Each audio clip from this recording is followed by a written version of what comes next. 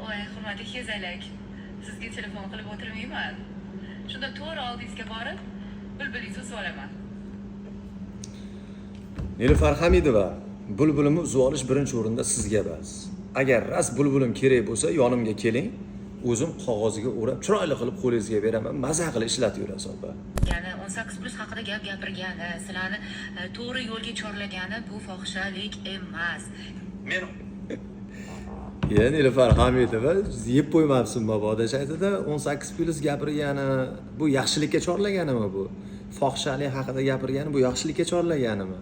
Opa, sizni ko'p-katta bir chiroyli, o'qimishli, ilmli, bir O'zbekistonda o'rni bor ayol deb bilsam, siz umuman faqat shu hali 18+ targ'ib qiladigan, endi qo'pol qilib aytganda targ'ib qiladigan ayol ekansiz o'ziz. Gap so'z bo'lishi mumkin emas. Do'stlar, mana shunga bitta fikr qoldiringlar. Bu nima degani bu?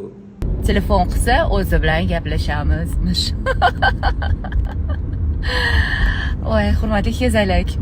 Xezalak debsan. Xezalak so'zini yon atrofingda yurganlarga gapirasan. Yonimga kelsang, mana shu vodiyga kelsang, qanaqaligimni senga ko'rsatib qo'yaman. Xezalakmanmi, xezalak emasmanmi? Chiroyli qilib tushuntirib, o'zingga ko'rsatib qo'yaman. Apridasan, sizlar bilan birga teng bo'lgim kelmaydi. Aslida men sen bilan teng bo'lgim kelmaydi. Meni butun O'zbekiston taniydi. Seni kim taniydi o'zi? Aytchi. Ishqilib kechirim so'rab, yig'lab yurmasang bo'ldi keyin.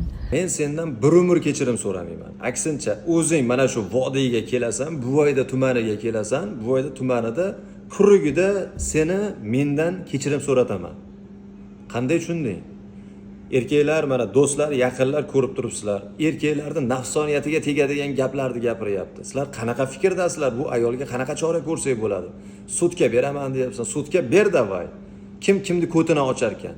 Menda ancha faktlar bor. Men senga keltirib ham beraman, dokazat ham qilib beraman. Joning yomon bo'lsin, sog' bo'lgin.